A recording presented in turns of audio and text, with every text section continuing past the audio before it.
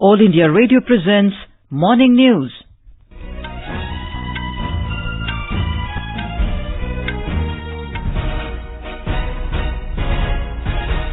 Good morning. I'm Anuja Kumar. The headlines. Chinese President Xi Jinping arrives in Chennai this afternoon on a two-day visit to India to hold Second Informal Summit with Prime Minister Narendra Modi at Mamallapuram tomorrow. Jammu and Kashmir administration releases 3 politicians detained since abrogation of the special status to the state.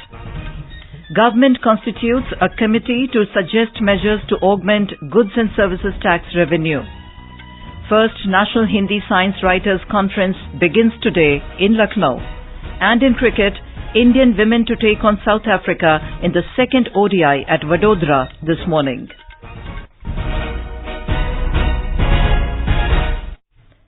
Chinese President Xi Jinping will arrive in Chennai this afternoon on a two-day visit to India. He will hold the Second Informal Summit with Prime Minister Narendra Modi at Mamallapuram in Tamil Nadu tomorrow. The two leaders will first have a one-to-one conversation, which will be followed by delegation-level talks. Prime Minister Modi will arrive in Chennai this morning by a special aircraft from where he will reach Mamallapuram by helicopter. At Mamallapuram, Mr. Modi will receive President Xi and will personally guide the visiting leader through the ancient monuments. Now we go live to our correspondent Jai Singh at Mamallapuram. Jai Singh, tell us how the day is going to unfold. Both the leaders will be visiting the UNESCO heritage listed monuments like the Arjuna's Penance, Butterball, Pancharathas and the Shore Temple. The historic monuments are all given a facelift and illuminated. Later, Prime Minister Modi will host dinner for Chinese President Xi near the Shore Temple. Both the leaders would wind up the first day of the visit at Mamallapuram with the Kalakshetra group from Chennai performing classical dances in the backdrop of the famous Shore Temple on the beach front. And Jai Singh, what kind of security arrangements are put in place in Chennai and Mamallapuram? Well, Anuja, there are tight security arrangements on all three sides, road, sea and air. More than 10,000 police, including those in plainclothes, are deployed all through the locations they are going to visit and the routes they would take from the airport to the summit venue. Traffic restrictions are put in place, though shops are open at the town. Anuja? And also tell us, what is the mood there ahead of the historic bilateral informal summit?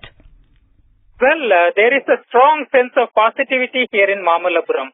Yuan Shuang, the famous traveler, has visited the town several centuries ago. There were security pacts between the town and China. Silk is said to have been brought from China for the thriving Kanchipuram silk industry. The famous Buddhist monk Bodhidharma is said to have reached China from here. So the summit today and tomorrow is set to foster the India-China relations to near heights on the spirit of the historic links between both the countries. Thank you, Jai Singh, for all the updates. The Jammu and Kashmir administration has released 3 politicians who were under detention since August 5th when the centre abrogated the special status granted to the state. Officials said Yawar Mir, Noor Mohammed and Shoaib Lone were released on various grounds. While Mir is a former PDP MLA from the Rafiabad Assembly seat, Lone contested unsuccessfully on a Congress ticket from North Kashmir and later resigned as district president of the party. Noor Mohammed is a National Conference worker who has been managing the party's show in the militancy-infested Batmalu area of the Srinagar city. Authorities had earlier released Imran Ansari of the People's Conference and Syed Akhun of National Conference on health grounds on September 21st.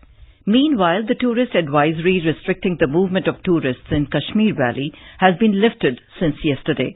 This will facilitate the movement of tourists in the Kashmir region. The advisory was issued on 2nd of August this year. The move comes in the wake of the decision taken by the Governor Satyapal Malik earlier this week. A large number of tourists visit Kashmir Valley every year. A delegation of Pakistan-occupied Jammu and Kashmir (POJK) displaced persons called on Union Minister Jitendra Singh and thanked him for the government's decision to include 5,300 families in the rehabilitation package. The meeting came a day after the centre approved a resettlement package under which 5.5 lakh rupees will be given to each of the 5,300 displaced families which had come from POJK and initially settled outside Jammu and Kashmir and later relocated to the state. The decision was taken at a meeting of the Union Cabinet chaired by Prime Minister Narendra Modi on Wednesday. Dr. Jitendra Singh arranged a meeting of the delegation with senior officers of the Union Home Ministry dealing with the rehabilitation package. The members of the delegation said their inputs and suggestions were received with patience, which the Home Ministry will examine in course of time and try to make the procedure as simple and convenient as possible. Dr. Singh assured that the new setup after October 31st will unfold huge benefits. In Jammu and Kashmir, today is the last date for withdrawal of nominations for the Block Development Council's BDC elections in the 310 blocks. The scrutiny of nominations was held yesterday. The polling will be held on 24th of October from 9 a.m. to 1 p.m. and counting of votes will be taken up from 3 p.m. the same day. The process of the elections for the second tier of the Panchayati Raj system will be completed by 5th of November. The elections are being held on party basis and 26,629 panchs and sarpanchs are eligible to vote and contest for the post of BDC chairpersons. The government has constituted a committee of officers to suggest measures to augment goods and services tax revenue. The panel, comprising state-level GST commissioners and central government officials, has been asked to suggest urgent measures to arrest the fall in tax revenues and to improve revenue collection. In an order, Finance Ministry said the committee has been asked to consider a wide range of reforms so that a comprehensive list of suggestions may emerge. The panel has been asked to look into systemic changes in GST, including checks and balances to prevent misuse, measures to improve voluntary compliance, as well as policy measures and changes in law needed. This is All India Radio giving you the news. For quick news updates, visit our News on AIR app and follow us on Twitter at AIR News Alerts. You can also visit our website www.newsonair.com. With just 10 days left for the October 21st Maharashtra Assembly elections, campaigning is at its peak across the state. Leaders of various political parties are holding rallies in different parts of the state today. The BJP yesterday expelled 4 rebels who are contesting against the official nominees of the BJP-Shiv Sena alliance. A report.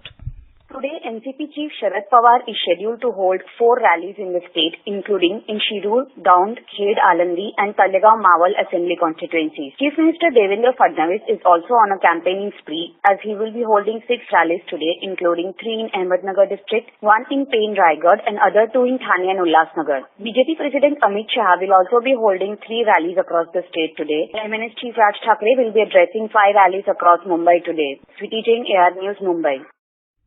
Meanwhile, a flying squad of the Election Commission EC yesterday seized rupees 12 lakh worth of cash from a car in suburban Chembur in Mumbai. In Haryana, Election Commission yesterday reviewed the preparations for assembly polls to be held on 21st of October. Our correspondent reports that the campaigning is gaining momentum in the state with various political leaders holding the election rallies. A report. In Haryana, all the political parties yesterday campaigned extensively. Congress is focusing in the areas where neck-to-neck fight is expected. Haryana Chief Minister Manohar Lal, addressing a rally at Kaithal, targeted Randeep Singh Surjewala and reminded him of his defeat in Jind by poll. Former Chief Minister Bhupinder Singh Hooda, while campaigning for the Congress candidate in Karnal, accused BJP government of not fulfilling the promises made with the public. In the days to come, the election campaign will further intensify. Ashwini Kumar Sharma, AIR News, Chandigarh. The CBI has requested a Mumbai court to declare Mehul Choksi, a prime accused in the Punjab National Bank scam, as a proclaimed offender. In an application before Special Judge for CBI cases, the agency said Choksi left the country even before the first FIR was filed in the case to conceal himself.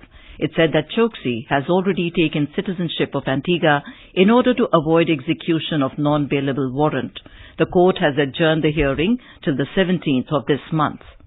Delhi police yesterday arrested former Fortis healthcare promoter Shivinder Singh and 3 others in an alleged fraud case. The Economic Offence Wing of Delhi Police arrested them for allegedly diverting public money and investing in other companies. A complaint was filed by Religare Finvest Limited alleging that loans were taken by Singh in the name of a particular firm, but the money was invested in other companies. In Uttar Pradesh, the first two-day-long National Hindi Science Writers Conference will begin today in Lucknow. Our correspondent reports that more than 1,000 science writers from across the country are expected to take part in this conference, which is aimed to bring all Hindi and vernacular language science writers at one platform and to promote Hindi science writing. A report. During the two-day conference, there will be discussions on use of Hindi in the different streams of science writing, such as engineering, technology, medical and research. Many other activities like science plays, science art competitions and science poem competitions are also scheduled. After completion of the conference, Uttar Pradesh Bhasha Sansthan, which is co-organizer of the event, will publish the directory of Hindi science writers in the country. A dedicated website www.vigyanlekhan.com has also been prepared for this event. Sushil Chandra Tiwari, AIR News, Lucknow. Union Sports Minister Kiran Rijiju said India's rise as a global leader will be complete if the country becomes a sporting power. Attending an event in New Delhi, the sports minister asked the Indian Olympic Association to ensure that the standard of governance in national sports federations is high. He said by 2022, at least 80% of the country's population should be fit, and to achieve that, the government and business houses will have to work together. A fit India can produce everything, including the Olympic medals. So by 2022, when India celebrates its 75th years of independence, we should be able to call ourselves a fit nation, and if we can make at least 80% Indians fit by any global standard, we can consider India as a fit nation. In women's cricket, India will take on South Africa in the second game of the three-match ODI series at Vadodara today. The match will start at 9 a.m. India leads the series 1-0. In men's cricket, India will resume their first innings at the overnight score of 273 for 3 against South Africa on day 2 of the second test at Pune. Captain Virat Kohli at 63 and Ajinkya Rahane at 18 were at the crease when stumps were drawn yesterday due to poor light. Tens of thousands of people have fled their homes in northern Syria as Turkish forces step up their cross-border offensive on Kurdish-held areas. Turkish troops have encircled the border towns of Ras al-Ain and Tal Abayad, and aid agencies fear the exodus could reach hundreds of thousands. India has also expressed its deep concern at the unilateral military offensive by Turkey in northeast Syria. And now for an overview of today's newspapers, it's over to Sarabjit Kaur. Thank you, Anuja.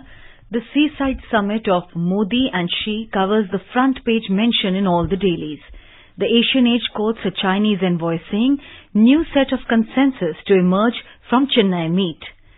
The Indian Express states, private-run trains, stations, Secretary's team, Niti CEO will decide, not railways.